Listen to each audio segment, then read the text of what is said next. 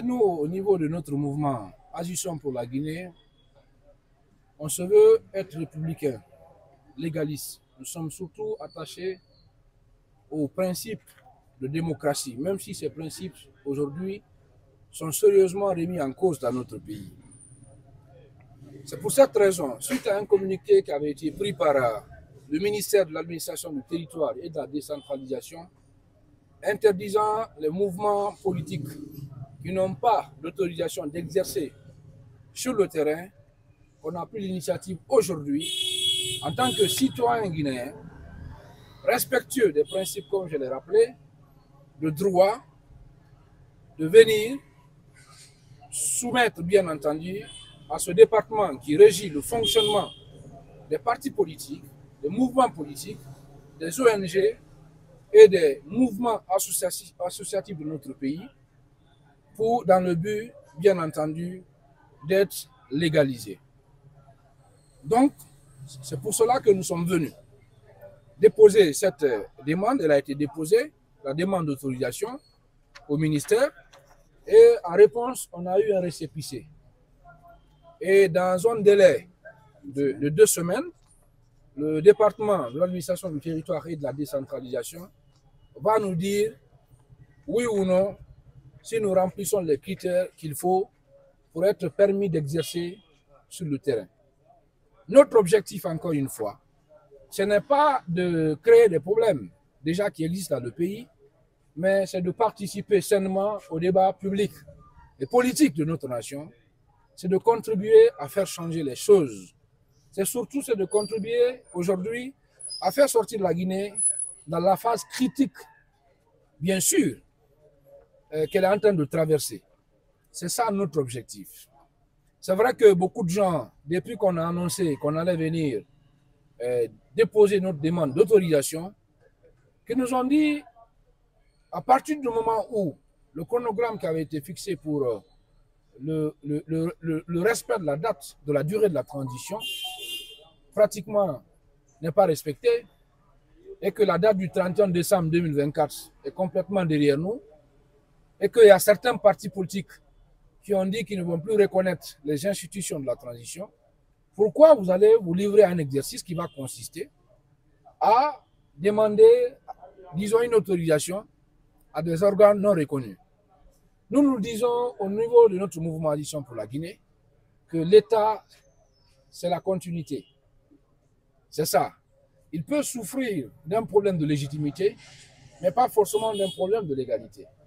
Aujourd'hui, on a en face un gouvernement et puis un organe qui gère le pays et puis un organe qui légifère les lois qu'on appelle le CNT. Donc, il est de notre responsabilité, pour le moment, de faire face, n'est-ce pas, à cet état-là qui se trouve être incarné par toutes ces institutions pour être dans les normes qui vont nous permettre de participer sainement au débat politique et public dans notre pays. Nous espérons que nous allons être légalisés. Nous espérons qu'on va avoir une autorisation pour exercer nos activités sur le terrain. Et cet espoir, il ne s'est pas effiloché. Il découle des engagements même pris par le chef de l'État, le président de la transition, qui a dit que l'administration va être apolitique, elle va être au service, n'est-ce pas, de tous les fils et filles du pays. Donc, en ce sens, nous pensons que finalement, qu'on va avoir cette autorisation-là. On ne va pas être pessimiste. Même si après, il y a des raisons aussi de s'inquiéter. Il y a des raisons de s'inquiéter en ce sens que ça fait beaucoup d'années que les mouvements politiques sont autorisés dans notre pays. Ça fait beaucoup d'années que des mouvements de soutien pullulent dans notre pays. Mais jamais le ministère ne s'est levé pour interdire aux mouvements politiques qui n'ont pas d'autorisation d'exercer sur le terrain. C'est quand nous, on a lancé notre mouvement, le mouvement Agissons pour la Guinée, on a fait des prises de position, on a exprimé en quelque sorte notre conception de la politique aujourd'hui dans notre pays, de la gestion de la gouvernance, que le ministère a pris ce communiqué pour interdire les mouvements politiques qui n'ont pas d'autorisation.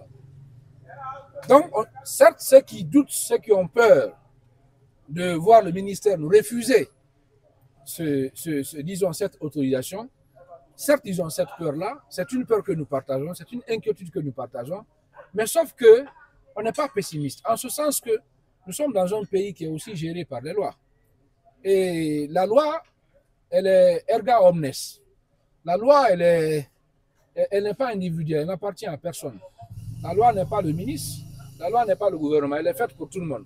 La loi dit que vous déposez une demande d'autorisation, il y a un temps qui est imparti au ministère pour vous répondre. Il sera de la responsabilité du ministère de dire si oui ou non vous respectez, vous remplissez les critères. Et si vous ne remplissez pas les critères, le ministère aussi vous dira clairement, monsieur ou madame, vous ne remplissez pas les critères, voici les critères qu'il faut remplir. Mais de toutes les façons, finalement, le ministère sera obligé, par la loi, bien entendu, si on remplit les critères, si on respecte les principes qui régissent le fonctionnement des partis politiques, des mouvements politiques, le ministère sera obligé de nous accorder cette demande d'autorisation. Parce qu'on ne veut pas avoir une demande d'autorisation, une autorisation pour aller à la confrontation, pour appeler à la rébellion, non, pas du tout.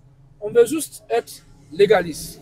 On veut montrer que oui, pour faire la politique d'abord, premièrement, il faut être respectueux des autorités, être respectueux de la loi. C'est quand vous êtes dans les normes que vous pouvez prétendre de prendre la parole publique, parler au nom de tout le monde, de ceux qui vous accompagnent. Donc, certes, on a peur, mais on n'est pas pessimiste.